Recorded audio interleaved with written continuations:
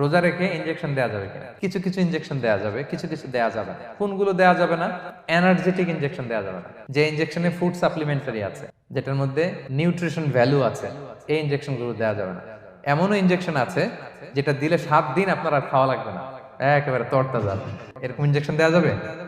তো তো আপনি সিস্টেম করে খাইলেন কেমন যেন, তাই না? আপনি অন্য ওয়েতে দেহে এনার্জি ইনপুট করলেন, এটা করলে রোজা ভেঙে যাবে। তাহলে food supplementary injection, nutrition value আছে এরকম ইনজেকশন, এনার্জি বুস্ট আপ করে এরকম ইনজেকশন দিলে রোজা ভেঙে যায়, এগুলো দেওয়া যাবে না। কিন্তু পেইন কিলার যে ইনজেকশন গুলো আছে, পেইন কিলার ইনজেকশন দিতে পারবেন, অ্যান্টিবায়োটিক ইনজেকশন দিতে পারবেন, অ্যানেস্থেটিক ইনজেকশন দিতে পারবেন, এই জাতীয় মেডিকেশন ইনজেকশন গুলো দিতে পারবেন।